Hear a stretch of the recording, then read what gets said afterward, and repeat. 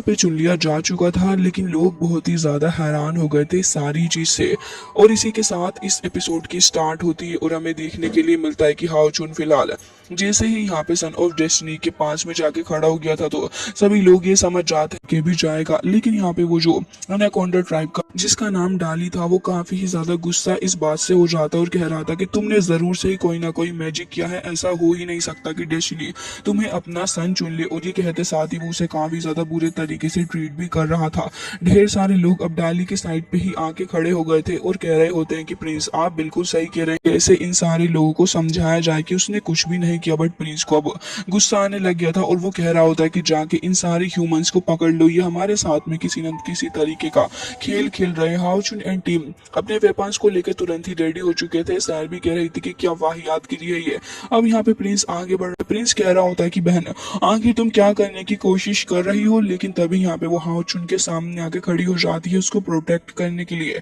और कह रही थी कि आखिर तुम होते कौन हो इस तरीके से इन्हें पकड़ने वाले, क्योंकि जब तक हमारे फादर नहीं आ जाते तुम्हें कोई भी राइट नहीं है इन्हें कुछ भी कहने का। प्रिंस कह रहा होता है कि सिस्टर सामने से हट जाओ, नहीं तो अच्छा नहीं होगा, मैं इन्हें सजा दूंगा एंड क्योंकि ये लोग सजा लेना डिजर्व भी करते हैं तो प्लीज अच्छा ही होगा कि तुम हमारी सैंड्रियन क्लैन के बारे में सोचो, ना कि इन ह्यूमन के बारे में। कुछ ही देर के अंदर आखिर कैसे कुछ ना कुछ करेंगे। अब ये लोग यहाँ पे प्रिंसेस के अगेंस्ट हो चुके थे। कुछ ही सेकंड्स के अंदर हाओ चुन अब खुद उसके आगे आके खड़ा हो जाता है एंड कह रहा था कि वैसे मुझे खुद नहीं पता कि आखिर कैसे मैं सन ऑफ डेस्टिनी हो गया हूँ, लेकिन मैं तुम्हारी बकवास और नहीं सुनूंगा। तुम प्रिंसेस को ऐसे टॉर्चर नहीं कर सकते। बट प्रिंस कह रहा होता है कि देखो मुझे पता है कि तुम बस ऐसा प्रिटेंड कर रहे हो, डेस्टिनी कभी भी तुम्हें अपना सन चुनेगी ही नहीं और वो अपने लोगों को अटैक करने के लिए आगे भेज देता है। सैर भी रेडी हो गई थी और बाकी सारे लोग भी यहाँ पे रेडी हो जाते हैं फाइट करने के लिए। लेकिन इतनी ही देर में यहाँ पे स्काई की तरफ से किसी की आवाज आने लग जाती है और हम देखते हैं कि सभी लोगों के वेपन्स एक एक करके गायब हो रहे थे और सारे ही लोग हैरान थे कि आखिर ये हो क्या रहा है एंड वेपन्स भला कहाँ गायब हो रहे हैं। तभी यहाँ पे एक एरे ओपन हो जाता है जिसके अंदर से स्ट्राइप के यहाँ पे उनको ग्रीट करने लग गए थे एंड लोग यहाँ पे कह रहे होते हैं कि अभी सही फैसला हो पाएगा। तब यहाँ पे प्रिंस कह रहा होता है कि फादर इस लड़के ने कुछ ना कुछ मैजिक जरूर से ही किया है, भले डेस्टिनी कैसे ही से अपना सन चुन सकती है। मुझे तो लग रहा है कि इस ट्राइब का प्रिंस होने के नाते मुझे ही सन ऑफ दी डेस्टिनी होना चाहिए, लेकिन यहाँ पे तो सब कुछ उल्टा सीधा हो रहा है। एम्परर उसकी कोई भी बात नहीं सुनते, लगातार वो आगे की तरफ को जा रहे होते हैं एंड फिर भी कहते हैं कि मैंने ऐसा कभी भी नहीं सोचा था कि हमारी ट्राइब को एक ह्यूमन के द्वारा बचाया जाएगा एंड वो हमारे डेस्टिनी चाइल्ड होगा। बट मिरेकल अपीयर होते हैं एंड होली स्पिरिट के द्वारा ही मैं इन सारी चीजों को आगे करना चाहूंगा। वो जैसे ही अपना स्पीयर उस जगह पे मारते हैं तो एक फॉर्मेशन यहाँ पे ओपन हो गई थी जहाँ पे ढेर सारे वोटर्स के अंदर से एक काफी ज्यादा छोटा सा सर्कल टाइप स्टोन बाहर निकलता है जिसके ऊपर खड़े हो सकते थे। उसके अंदर से ढेर सारी लाइटनिंग भी बाहर की तरफ को निकल रही थी।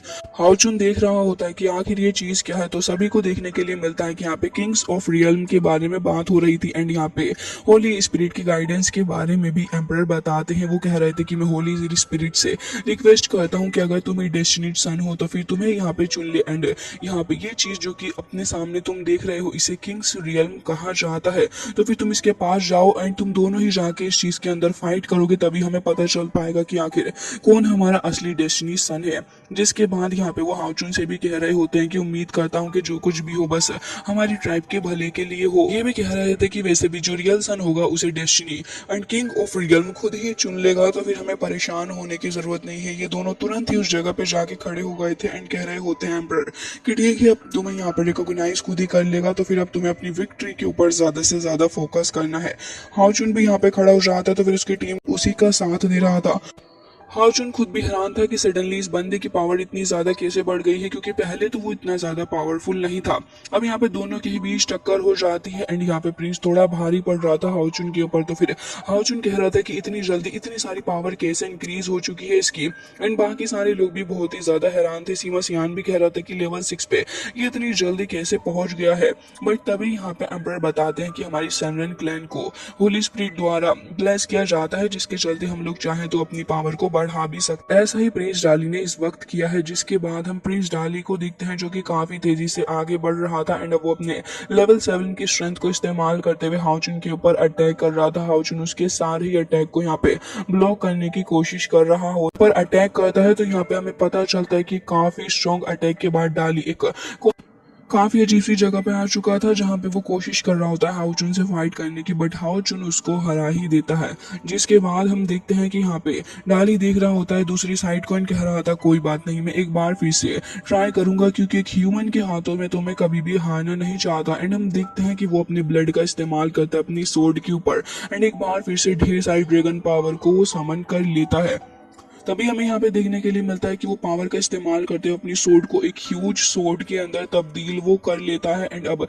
उसी का इस्तेमाल करते हुए हाओ चुन के ऊपर अटैक करने वाला था। हम देखते हैं कि यहाँ पे हाओ चुन जैसे ही अपनी सोर्ड को स्काई की तरफ को करता है, तभी यहाँ पे डेस्टिनी आके उसकी हेल्प करने लग गई थी, एंड यहाँ पे किंग ऑफ रियल्म भी लाइटनिंग की तरह चमकने लग गया था। ढेर सारी पावर हाओ चुन की साइड अब आ चुकी थी, एंड हाओ चुन जैसे ही यहाँ पे अटैक करता है प्रिंस डाली के ऊपर, तभी यहाँ पे सारे ही लोग हैरान थे, एंड अब रिजल्ट देखना बाकी था। जैसे इस अटैक की फ्लक्चुएशन खत्म होती है, तब हमें देखने के लिए मिलता है कि वो रिंग यहाँ पे अजीब सी तरीके की लाइट को फोर्स करती है जो कि बाहर निकलने लग गई थी। प्रिंस तो यहाँ पे थोड़ी दूर जाके गिर गया था, लेकिन यहाँ पे अपना हाओ चुन खड़ा हुआ होता है। एम्परर तुरंत ही एक शील्ड बना लेते हैं ताकि सारे के सारे लोग प्रोटेक्ट रहे एंड उन्हें किसी तरीके का हार्म ना पहुंचे, बट वो ये समझ जाते हैं कि इस तरीके से वो ज्यादा देर तक अपने लोगों को प्रोटेक्ट नहीं कर पाएंगे, क्योंकि अब जल्द से जल्द डेस्टिनी अपने सन को यहाँ पे चुन ले ऑफिशियली, तो फिर सब कुछ एकदम ही ठीक हो जाएगा। अब यहाँ पे सैर भी खड़ी हुई थी एंड देख रही थी कि आगे क्या होने वाला है, एंड यहाँ पे प्रिंसेस भी कह रही होती है कि फादर आपको क्या लगता है कि किंग रियन कब स्टॉप होगा। तभी यहाँ पे हाओ चुन देख रहा था एंड कह रहा होता है कि मुझे तो ये लग रहा है कि शायद से इस रिंग ने अपने कह रहा होता है कि ऐसा लग रहा है कि ये मुझे अपनी तरफ बुला रही है। वो काफी तेजी से आगे जाता है एंड हम देखते हैं कि यहाँ पे जैसे ही हाओ चुन उस लाइट के पास गया था, तभी यहाँ पे ढेर सारी और भी फ्लक्चुएशन रिलीज हो गई थी। हाओ चुन इस चीज से बिल्कुल भी नहीं घबराता, बल्कि वो लगातार आगे की तरफ को बढ़ता जाता है उस रिंग को हासिल करने के लिए, और अल्टीमेटली वो अपना हाथ जैसे उस रिंग की तरफ को बढ़ाता है तो फिर फाइनली जाके वो उस रिंग को ग्रैब कर ही लेता है। एंड यहाँ पे हमें देखने के लिए मिलती है वो लेडी जो कि यहाँ पे जिसने हाओ चुन को चुना था डेस्टिनी ऑफ सन के तौर पे। हाओ चुन यहाँ पे उसको अपने हाथों के अंदर काफी टाइटली पकड़ा हुआ था, लेकिन तभी यहाँ पे वो एक अजीब सी जगह पे आ जाता है जहाँ पे डेस्टिनी उसे एक बार फिर से गाइड कर रही थी और कह रही होती है कि तुम्हें चुना जा चुका है और अब तुम्हें ही आगे बढ़ना होगा। जिसके बाद हाओ चुन भी डिसाइड कर लेता है कि अगर उसे डेस्टिनी सन चुना गया है तो फिर उसे भी पूरी मेहनत करनी होगी, एंड लास्ट टाइम की तरह यहाँ पे उसे वही सारी चीजें याद आ रही होती हैं। तो फिर हाओ चुन अब डिसाइड करता है कि वही अब आगे बढ़ के लीड लेगा। वो जैसे ही अपना हाथ ओपन करता है तो वो रिंग अब ऑटोमेटिकली उसके हाथ में कह रहे थे कि सन ऑफ डेस्टिनी प्लीज हमें यहाँ पे गाइड करिए एंड हमारी हेल्प करिए, क्योंकि हमारी ट्राइब को आपकी काफी ही ज्यादा जरूरत है। हाओ चुन अपना हाथ ऊपर की तरफ को उठा लेता है तो उसके अंदर से ढेर सारी एनर्जी भी बाहर की तरफ को निकलती है, एंड एम्परर भी कह रहे थे कि बहुत ही बढ़िया, अब हमारी ट्राइब के लिए लाइट वाले दिन आ चुके हैं। बुद्धा ने फाइनली हमारी हेल्प करी है एंड अब हमारी होली स्पिरिट देखने के लिए एक बार फिर से मिलेगी। जिसके बाद हाओ चुन भी नीचे आ जाता है एंड यहाँ पे सारे के सारे लोग कह रहे थे कि हाओ चुन ही अब हमारी ट्राइब को आगे होती है कि होली स्पिरिट का कॉल है ये हमें, एंड फिर सारे के सारे लोग ही यहाँ पे हाओ चुन की रिस्पेक्ट के अंदर वहां पर झुक चुके थे। तो फिर हाओ चुन सभी को देख रहा था। अब ये प्रीस्ट भी यहाँ से हट जाते हैं और अब एम्परर सामने आ चुके थे जो कि कह रहे थे कि अब तुम्हें एक नई जर्नी पे जाना होगा जो कि बहुत ही ज्यादा डिफिकल्ट होगी, लेकिन तुम जैसे कि यहाँ पे सन ऑफ डेस्टिनी हो तो फिर तुम्हें आगे बढ़ के सारी की सारी चीजों को मैनेज करना होगा। और उम्मीद प्रिंस कह रहे होते हैं कि अब मैं अपनी सैंडरेंड ट्राइब को तुम्हारे ऊपर छोड़ता हूँ, सब कुछ तुम्हारे ऊपर है, इन सारी चीजों को मैनेज करोगे। इसके बाद वो कह रहे होते हैं कि देखो एक ग्रुप ऑफ पीपल तुम देख रहे हो ना, ये तुम्हारे साथ में जाएंगे ताकि तुम्हें किसी चीज की जरूरत पड़े तो फिर ये वॉरियर तुम्हारी हेल्प कर सके। यहाँ पे हम देखते हैं कि प्रिंस भी था, प्रिंसेस भी एंड कुछ और लोग भी मौजूद थे। ये सारे के सारे काफी पावरफुल होते हैं, इसलिए प्रिंस ने इन सभी को चुना था हाओ चुन का साथ देने के लिए। सभी पूरे तरीके से डेडिकेटेड होते हैं और कह रहे थे कि हम अपनी पूरी जान लगा देंगे अपनी ट्राइब को बचाने के लिए। प्रिंस भी यहाँ पे काफी सीरियस लग रहा था एंड हम देखते रहा था एंड कह रहा था कि मैं प्रिंस होके न जाने क्यों इन ह्यूमन को गार्ड करने के लिए जा रहा हूँ। हालांकि इस बात से उसे काफी ज्यादा गुस्सा था, लेकिन अपने फादर के डिसीजन के आगे वो मजबूर था, जिससे उसे सब कुछ करना ही पड़ता है। तभी हम देखते हैं कि यहाँ पे वो काफी ज्यादा गुस्से में भी था, बट उसके फादर उसके सामने एक शेल बॉक्स लेके आते हैं, कह रहे थे कि ये तुम्हारे लिए है। वो तुरंत ही उस शेल बॉक्स को लेके देखने लग गया था तो उसके अंदर ढेर सारे वॉलनट्स होते हैं, जिन्हें देख के वो कह रहा था कि फादर ये तो वॉलनट से मैं और मेरी सिस्टर ने कितना ज्यादा पसंद करते हैं। वो तुरंत ही लेके उसे खाने भी लग जाता है एंड उसे बचपन की याद आती है जहाँ पे उसकी सिस्टर एंड वो अपने फादर के पास में जाया करते थे इस वॉलनट को लेके, एंड कहते थे कि फादर जब प्रिंसेस पूछ रही थी कि फादर हम ऐसा क्यों कर रहे हैं, तभी वो कहते हैं कि तुम दोनों को वॉलनट्स बहुत ही ज्यादा पसंद है ना, तो इसलिए देखो हम एक ट्री प्लांट कर रहे हैं ताकि जब भी तुम्हारा मन हो तुम हर रोज वॉलनट खा सको, एंड मैं तुम्हारे लिए इसको पील भी करके दूंगा।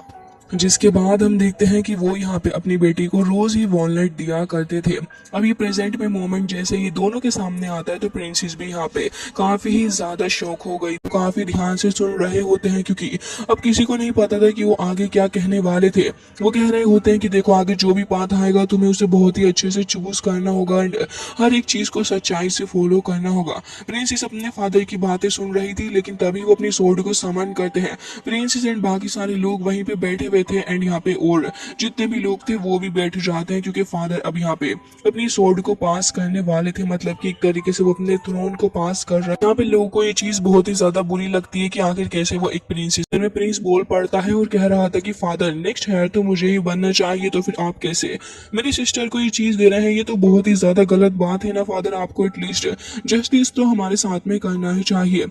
प्रिंसेस यहाँ पे ऐसा सब कुछ करना तो चाहती थी, लेकिन अपने भाई की खुशी के लिए वो खुद इस चीज को कहती है कि ठीक है यहाँ पे मैं इस चीज को अब क्या ही कहूँ। एंड जैसे उसका भाई उसको वॉलनट का वो शेल देता है एंड कह रहा था कि ये लो ये तुम्हारे लिए है एंड ये स्वॉर्ड मेरी होगी क्योंकि मैं ही नेक्स्ट एम्परर बनने के लायक हूँ। लोग भी इस बात से एग्री कर रहे थे क्योंकि उन्हें भी चेंजेस बिल्कुल भी नहीं चाहिए थे एंड वो यही चाहते थे कि भले ही उनका प्रिंस केपेबल हो या फिर ना हो, लेकिन अगला एम्परर को प्रोटेक्ट करूंगी। लेकिन मुझे लगता है डिसेंडेंट ट्राइब का जो फ्यूचर है वो मेरे ब्रदर ही तय कर सकते हैं। जिसके बाद यहाँ पे वो तुरंत ही वो सोर्ड वापस कर देती है एंड वॉलनट वाला शेल ले लेती है। प्रिंस को भी इस बात से थोड़ा बुरा तो लग रहा था, लेकिन वो कुछ नहीं कहती क्योंकि यहाँ पे प्रिंस को काफी गुस्सा जो आ रहा होता है। हालांकि फादर चुप ही रहते हैं एंड प्रिंसेस तुरंत इस डिसीजन को भी स्वीकार कर लेती है एंड कह रही थी कि मैं अपने ब्रदर का भी ध्यान रखूंगी और अपना भी। जिसके बाद हम देखते हैं जल्द सर्च कर ले एंड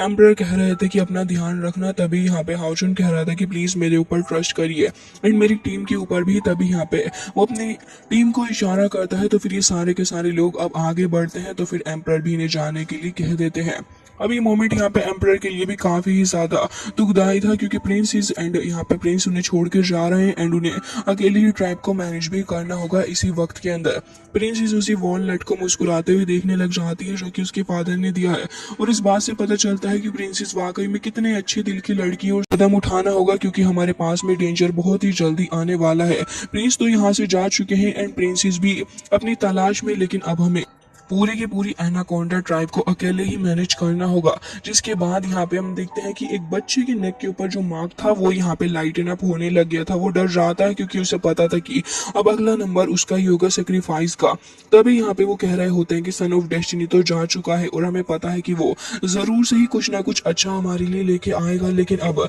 हमारे ऊपर सब कुछ डिपेंड कर रहा है क्योंकि हमारे एनाकोंडा ट्राइब के अंदर जितने भी लोग हैं उन्हें प्रोटेक्ट करना होगा। वो सभी से कह देते हैं कि देखो हमारे डार्केस्ट आवर आने वाले हैं, तुम सभी को बहुत ही ज्यादा केयरफुल रहना होगा एंड हम भी अपनी पूरी कोशिश करेंगे तुमको बचाने की। लेकिन हाँ ये डार्केस्ट आवर के बाद ही हमारा अच्छा समय भी स्टार्ट होएगा एंड इसी के साथ वो सभी को मोटिवेट भी करते हैं। के बाद हमें उस स्नेहार आ गया था एंड कह रहा था कि बहुत ही बढ़िया। हालांकि गाइस इसी के साथ आज का एपिसोड हो जाता है एंड आई रियली होप कि आपको ये पसंद आया होगा। इसका